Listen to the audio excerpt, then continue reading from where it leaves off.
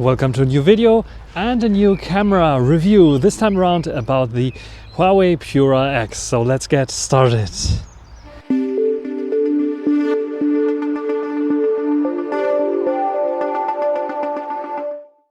On this sunny morning we start off with the camera specifications. So the interesting part is I know all of the specifications. Here we have the 50 megapixel main sensor, which is done by SmartSense. Then we have the 8 megapixel telephoto camera done by SmartSense. And then we have a 50 megapixel ultra wide angle done by SmartSense. The ultra wide angle is a 50 megapixel sensor, but it is cropping to 40 megapixels only that Huawei uses here for whatever reason, I really don't know. But yeah, those are the sensors, and yeah, these are the specifications for them. They don't sound so spectacular, but they use our Huawei technology to help in low light situations. And I think we start off with some video. And this is now the video done with the Pura X, the main camera sensor. I'm using the main camera sensor because this is probably the one that you will use for videos, because you have this large outer screen and you can utilize it for even seeing yourself as a selfie or vlogging kind of camera. The main sensor here produces nice bokeh, I would say, has a decent kind of sensor size so that even like in a dim lit situation you can get away with it, but in too dark situations it probably will have some issues. One thing that I noticed immediately is, and you will also see it, it has some harsh lens flare issues sometimes, especially when there's like a lot of sun in the background there. In this case it's working fine, but on my initial video it had some weird kind of lens flare effects that we had here. So with all the dogs gone now, we can continue. 4K 30, 4K 60 frames per second are possible on this sensor, but all the sensors allow this. So I can go and switch to the ultra wide angle as well. This would be like probably the most ideal for vlogging. 13 millimeters, which is super wide. So it's an action cam kind of width that you get there in terms of focal length.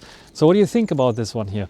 Is it doing nice? Is it doing well? How about lens flare and so on? This time I don't think so. Doesn't have any lens flare effects and issues, at least not so much. The main camera had a little bit there. But yeah, what do you think about the quality of the video, the stabilization, the colors here that you can see? How is the greenery going on there? Is it a bit too punchy for you? What do you think about this one here? And how is it handling HDR? It's a little bit overblown there, I think. But what do you think about this one here? We can also use and utilize the 8 megapixel telezoom. Yes, it can also be used in 4K. How are they doing this? I think they're cropping in a little bit. They're actually scaling up a little bit from 6 megapixels or 7 or something like this to get a little bit of the stabilization going on that you need for video. Let's try to zoom in here directly to 3.5 times zoom, switch lenses as you see here, and we have a 5x crop as well. This is the maximum that I would go with, but you can try to go and zoom even further. This is 10 times zoom now, but you can see it's getting very soft and a little bit of grainy probably, and this is also the maximum that you can use and utilize in 4K 30. In 4K 60 frames per second also has the 3.5 times zoom button, but it's not utilizing the telezoom at all. It's just cropping to the main. This is why the quality is so bad. I can also go to 10 times here, but you see the quality difference is tremendous there because it's just cropping to the main camera sensor and not utilizing the telezoom at all. We start off with 3.5 times zoom. I don't have any EXIF data that I can show you for some reason. You see, besides the megapixels, I don't get anything else here and here. And I forgot to turn on the watermark, but nevertheless, here we have the 3.5 times zoom, 8 megapixels that has been upscaled to 12 megapixels to be consistent with all the other focal lengths. And it's not bad at 3.5 times zoom. You can see we even caught the bird there in flight, and the detail level is adequate, I would say. Even like I didn't expect too much there. It is in even this situation quite okay. And this is the main camera sensor. I expected a lot about this one, and it is very clean. Even in this like situation where the sun is setting, you can see no noise and everything is nice and sharp so far. You can see everything here, and detail level is pretty good. Towards the side, it's not getting too soft. And I think the colors are also quite nice. HDR is working nicely here. This is now in the evening with a little bit of less light going on. Also taken with the main camera sensor, same television tower. And you can see like it's blinking already there. And I think it's also doing a good job. There's a bit of noise that you might see eventually there and here at 100%. But it's still doing a good job, has good HDR, a little bit overblown highlights there, but in general it has to fight with the bad lens coating, because there's lens flare that I think I only saw on iPhones as bad as here, but we will see this in the night photos as well. This has been done with the main camera sensor as well. This is a normal photo, 24mm. And I think the subject separation is quite nice. The bokeh is a bit of busy. It's a 101.5 inch sensor. What do you expect? But it's okay, I would say, in terms of sharpness and detail levels, not over sharpen it. It's handling the highlights quite nicely there as well. And yeah, it is okay. Then this one is also 24mm. And let's take a look at the detail levels. You can see it's nicely exposed for sure. It doesn't have too much contrast, too much shadows that we have here. There's a bit of shadows there. Detail levels are okay. There's a little bit of moire effects that you can see here for sure. So yeah, it doesn't handle those the best, I would say. In terms of detail level, it's okay. Now let's take a look at the 2x crop on the main camera sensor. I think it's a bit of a stretch already here. This 2x crop is the maximum that I would go with this one. You can see that the details are suffering a little bit from softness there. The processing tries to rescue most of it, but it's like, yeah, it is for a foldable. It's definitely one of the best shots when it comes to like a crop in of the main camera sensor. But you can see it's quite soft there towards the edges. Like it is not... not the sharpest. I cannot compete with the slab phones, but it's still a nice little shot here that we can see. Now let's go to macro mode. This is macro mode taken with the main camera sensor. Like I said, it is not the largest sensor, so we can get away with a nice shot there, but you have to work a little bit with foreground and background, like I worked with the green grass there to create like a little bit of better details there. It is quite detailed and it's quite nice. Even the 2x crop on top of this that you can add there is still good, but you can see it's getting a bit soft. The 3.5x crop, it's basically a crop of the main camera sensor. It's not utilizing the 8 megapixel 3.5x 84mm zoom, so forget about it. Also the 5x, it's like don't. Ultra wide angle has good HDR, I would say, but the detail level is adequate. It is nothing to write home about, I would say here. The ultra wide angle is really the highlight. You can see it has some issues with some blue coming in here. I don't know where this is coming. There as well. So some issues there, maybe HDR, maybe sensor issues there. Maybe lighting issues towards the sides, towards the extreme sides here of the 30mm. It's getting a bit soft for sure, not uniformly. You can see it's also soft here, but on the left side it's a bit softer, I think. It's sharpening things up a little bit to counter the lack of detail that we have, but these blue spots are coming up everywhere, so I'm not sure what is going on there. And then this is the 3.5x zoom again. And this is working fine, and you can see the detail level even upscaled to 12 megapixels is quite okay. Don't have anything to complain. The spikes are clearly visible. You can see it's a bit over sharpened there for sure. Even the 5x is doing quite a nice job, but you can see the difference in terms of white balance and colors. They're a bit, I like it a little bit more in terms of colors. This is a little bit overexposed. And detail levels, it is just a bit of a crop, and you can see it's getting a bit softer. So when we come to 10 times there, it's quite soft. It's nothing that I would personally use, but you can see some details there. 20 times, forget about it. And let's go to the ultra wide angle, to the main camera sensor actually. This is the ultra wide angle. camera sensor here. So this is doing a much better job here, I would say. But you can see already there's a little bit of over sharpening artifacts. It's not noise that you see, there's over sharpening artifacts. So it's struggling a little bit. You will see later when we come to the high-res shots why that is the case. Yeah, this sensor is not the strongest sensor here for sure, which I expect it to be much stronger. Portrait mode on the main camera sensor, the ideal portrait situation for selfies with the main camera sensor, is looking great. It's one of the best selfies that you can take with this large sensor. Nice and sharp, nice sharpness, nice detail levels all over the place, nice background blur as well. So the depth detection is working nice, and it's a nice photo. This is the one that you want to use for selfies. Then I try to experiment a little bit with the depth of field with the 5x zoom actually to get the spider net in focus there, but you can see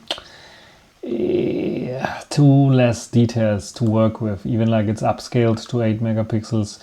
Getting a bit closer, switching to 3.5x, not helping too much. That's a little bit better. So the best would be still, yeah, just using the main camera sensor. This is 2x, and you can see at least the spider net is nice and sharp. The background blur, however, is a bit more busier than here, I would say. So yeah, it's a hit or miss somehow to do such artistic shots. This is the inner selfie camera, and this one is also a bit wider at 22 millimeters instead of 24 millimeters. The detail level is okay, I would say. It is not so sharp as the main camera sensor for sure. The bokeh is a little bit busy there for sure. It doesn't have autofocus, but yeah, at least it's doing quite a nice job of showing my face very nicely here. And I think the 22 millimeters can work also when a second person is standing next to you. So those are the main shots. What do you think about those? Portraits, we start off with the 35mm. f4.0 has been set here as virtual aperture, and what you can see here, it is quite okay. I think the colors are nailed because the windows there on the side, there's a bit of warmer light there in the background. The background blur is not too much there. It let the display be not in blur, which is a bit of weird, where you can see it might be like a fake bokeh there effect, but the detail levels are there. It's a bit of like over sharpening and recreation of my eyes and eyebrows, but in general I think I like this 35. It's not the sharpest for sure, but for a foldable phone it is okay. This is 50mm now. We have nice foreground blur with this glass there and nice background blur as well. Detail level is great, I would say, here at 50mm. No, or actually 48 millimeters. It's like a 2x crop. Hair, nice. It's like even getting more details and being a little bit more natural than the 35mm. So I would like, if you like have to choose between 35 and the 48 millimeters, I would like always go 48 millimeters here. So the 2x, which is like getting you better results there for portraits. Nice background blur as well, looks pretty good. 3.5x here, I'm the most skeptical. Like with daylight shots, I was very skeptical, but was a bit of surprised. Here with 84 millimeters, you can see that it is still doing a splendid job, but it's not great, especially in this indoor situation where, yeah, there is a lot of light and the main sensor doesn't have any issues. This one is struggling a lot. You can see it's like upscaling again to 12 megapixels, and you can see it like it's looking a bit fake there, here left and right. The background blur and the detail levels are not there. So yes, you can get away with the 3.5, but I wouldn't recommend it. And the more you zoom in, like 5x is also possible here. This is now 5x. Yes, there's a chair in front. I just wanted to check out how it can handle this, but you can see it blurred it out. But my face is not so much sharp. The recreation of eyebrows becomes very apparent, and also the eyes there. So yeah, it's something where you don't want to zoom in. So best is to stick with the main camera sensor, just like with the daylight shots or the night shots. Just best stick to the main sensor and use a 2x zoom. It's way better than the 3.5 times for portrait shots. It can get away for social media. I think it is okay. But when you want to do some cropping in and post-production, then don't use this for shooting photos. There's also a cool feature, I'm using the internal mics by the way, called wind noise reduction. And this one will reduce the wind noises and surround noises quite well to focus on my voice here. So it is quite windy right now. You probably don't see it on my hair, but believe me, it is quite windy. Maybe you can see the leaves here moving a little bit around there. So it is quite windy, but still focusing on my voice, and probably also hopefully doesn't have this kind of wind noises that you usually have on those mics. So what do you think about this one here? And talking about some extra nice features that I discovered on this device, we have a mono mode as well, monochromatic photos that you can take with this one, which look quite nice. I really like them. I will show you some of them as well. And we will take a look also at the enhanced 25 megapixel mode that is also available for this one here. Probably only for the main and ultra wide angle, because the 8 megapixel one would be hard to do. I honestly don't take so many black and white photos, but I like those that I took here. This is the main camera sensor that we have here, and this is doing quite a nice job at this 24 millimeters, nice and sharp, nice and detailed. You can see some people there, you can see the cars there.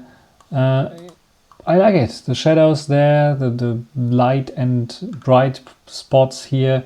This one here also very nice, also taken with the 24 millimeter one. You get what you have to work with. Like for example, we have lots of sun flares with this lens, so I try to create a situation where it is to my advantage, and this is like getting through the tree here with a little bit of sun. And yeah, this is nice and sharp. Again, the tree is like not so sharp, and the cars and people moving around there is sharp. So it's a nice photo, I think, also with the blacks of the shadows. Timmy and me walking here with our shadows, also nice and detailed there. Same kind of sensor that we're using here, 24 millimeters, and this as well is the 24 millimeter one.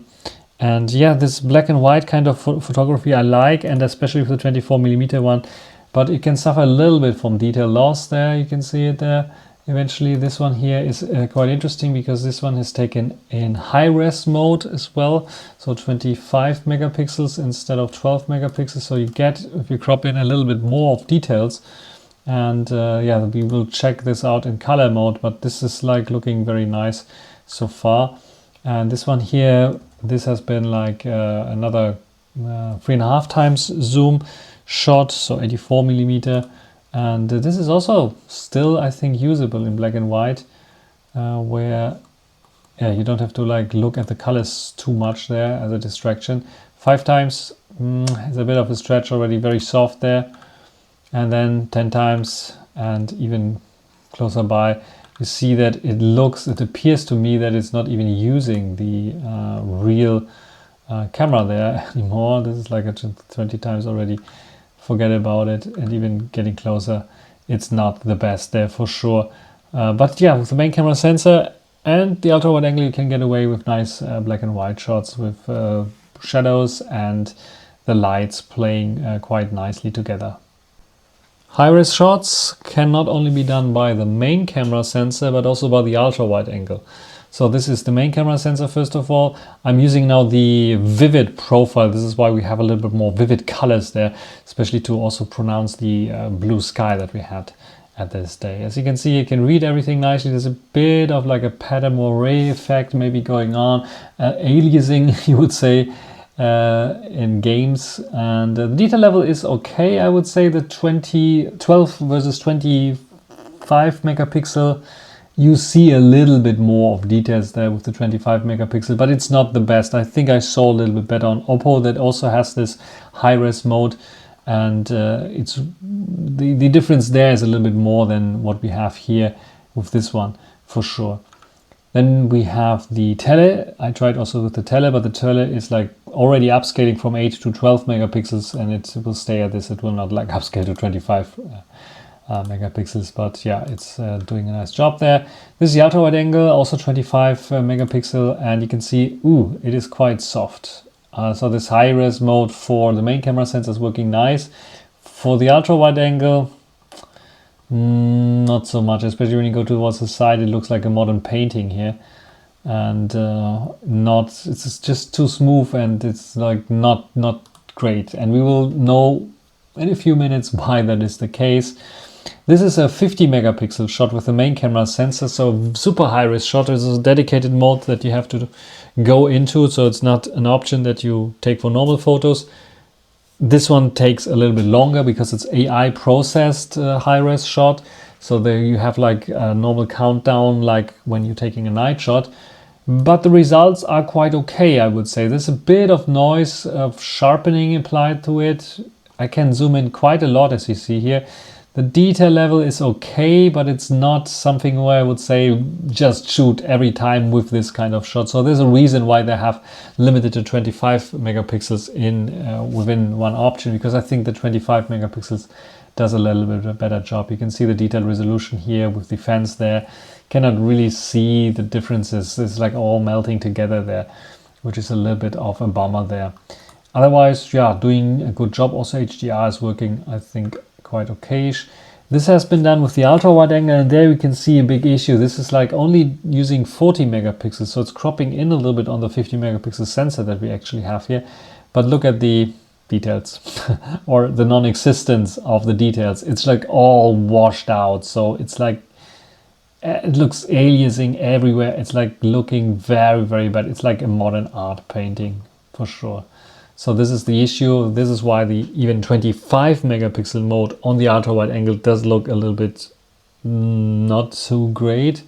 So I would maybe tell you stick to the 12 megapixel shots. The main camera sensor benefits from 25 megapixels, the ultra wide angle not so much, or Huawei has to like optimize it a little bit more here. And this is another shot here taken with the ultra wide angle, this time with not the 50 megapixels, but the 25 megapixel shot. And you can see already like recreation of my eyebrows, and my face doesn't look like this. And it's not beauty mode. Beauty mode is turned off.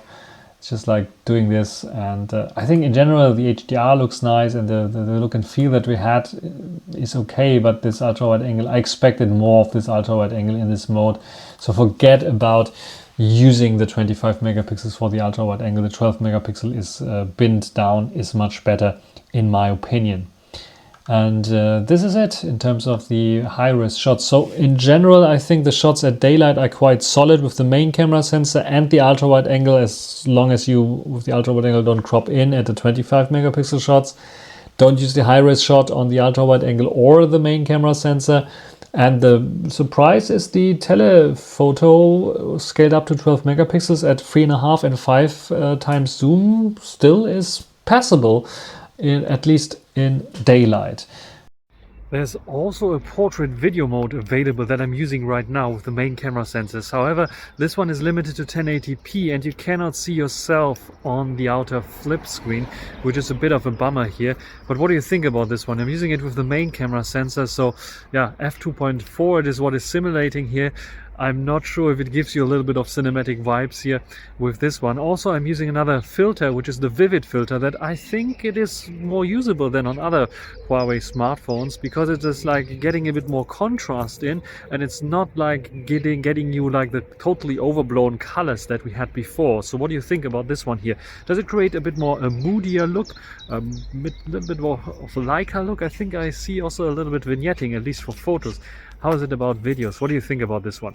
By the way, using the internal mics. We even have an ultra stable mode that we can use, and this is 2.7K instead of only the normal usual kind of full HD. So let's run a little bit to see how stable it is.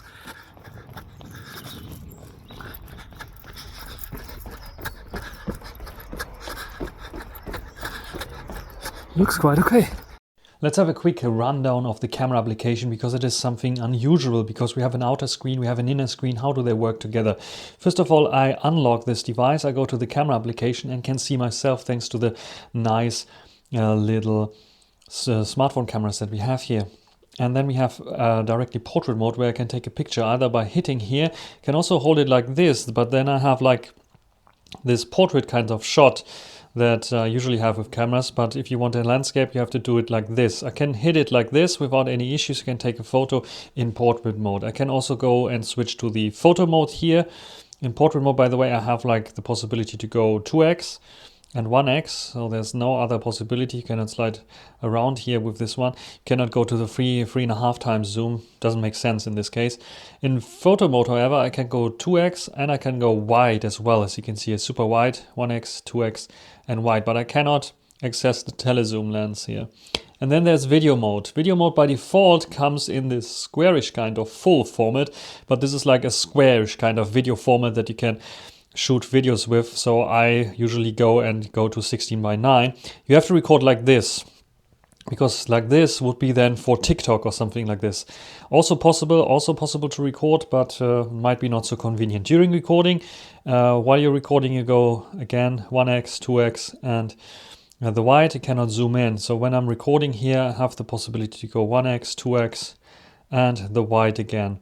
So this is possible with this one. Other options that we have here is enabling the flash.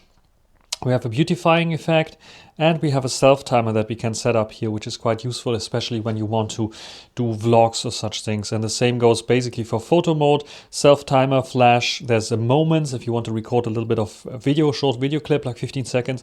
And you can choose the aspect ratio 1:1 or the 3:4, 4:3, I think it is.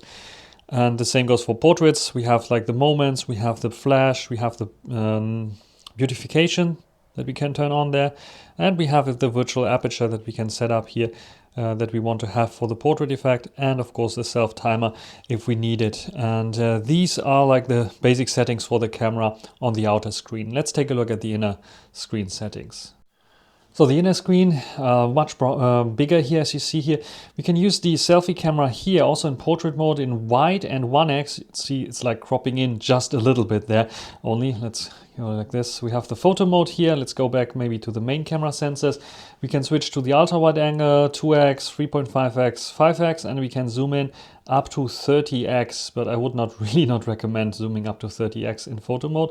In portrait mode, we have 1x. We can seamlessly zoom. So if I want 35mm kind of photo, I can do this. Sadly, I cannot just press or tap to switch between the different focal lengths that you usually use for portrait. So Huawei, please change this. Allow us to press the 1x button to go to 35mm or 28mm.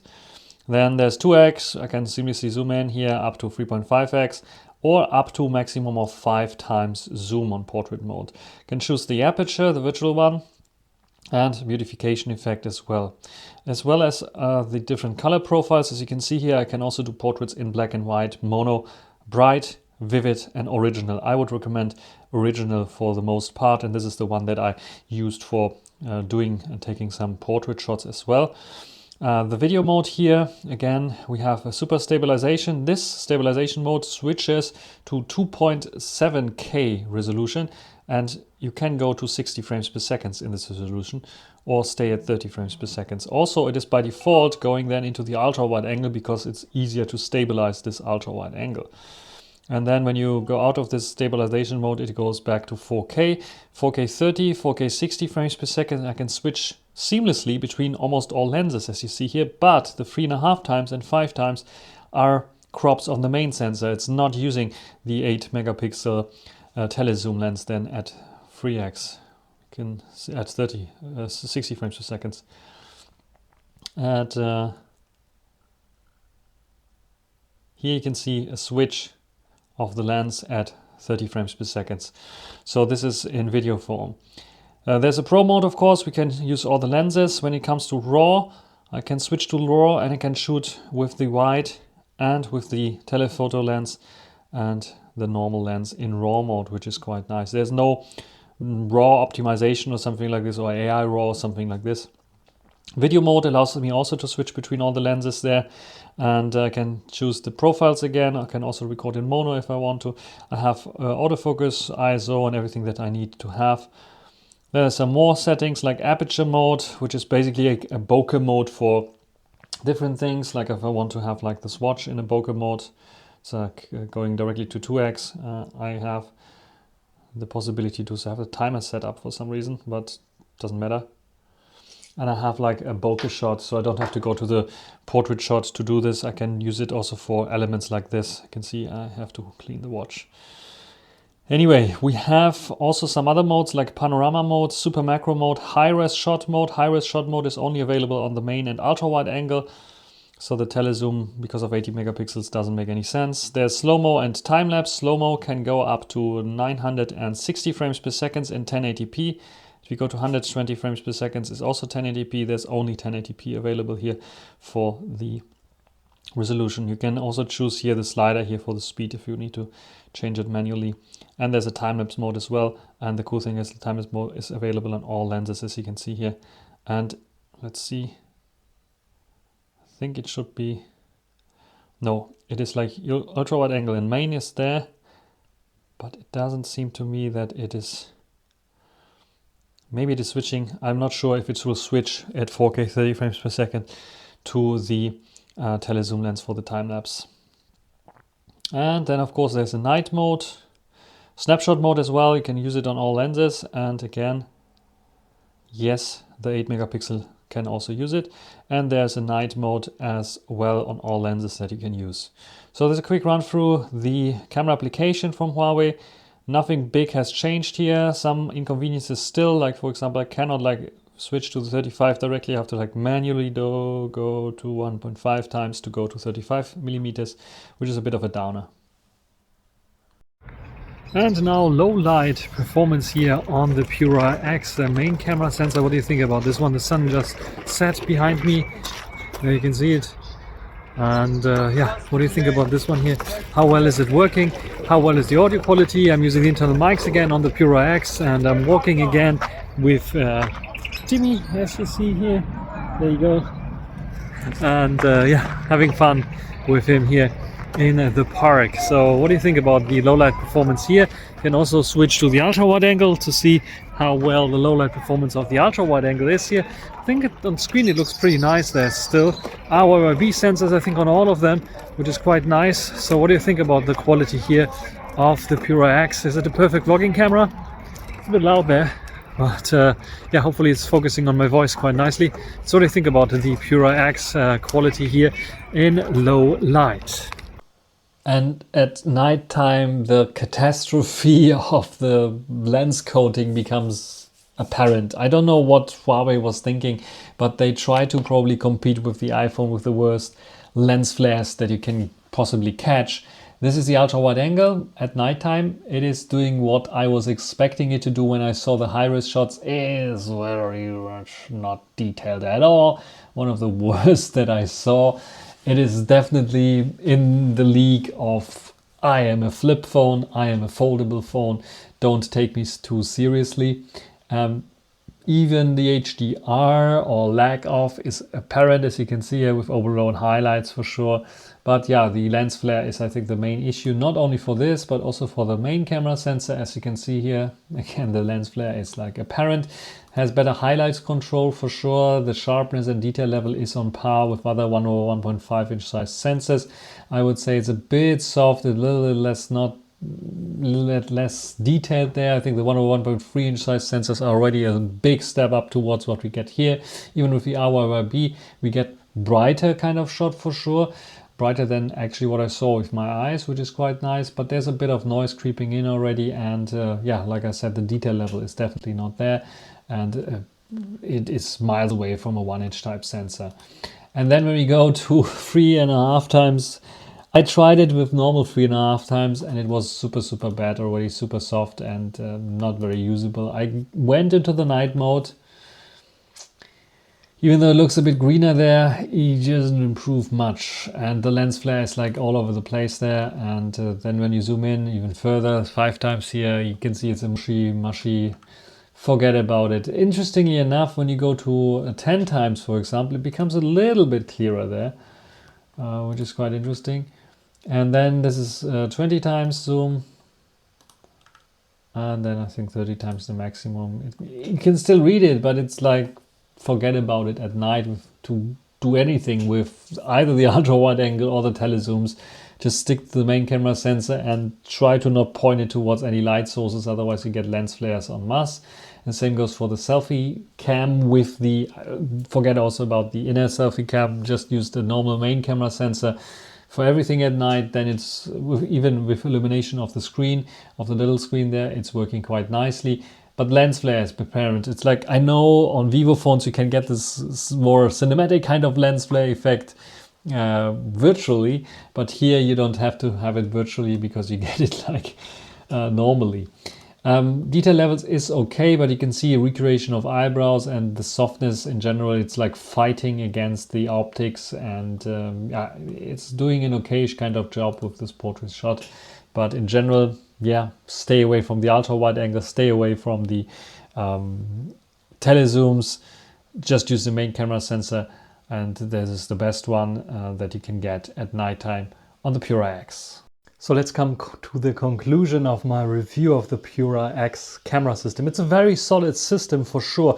Thanks to the red maple sensor that we have here, we also get very, very accurate colors and good detail levels for what it is actually in terms of cameras here. The telezoom is not as disappointing as I thought it would be with 8 megapixels, upscaling to 12.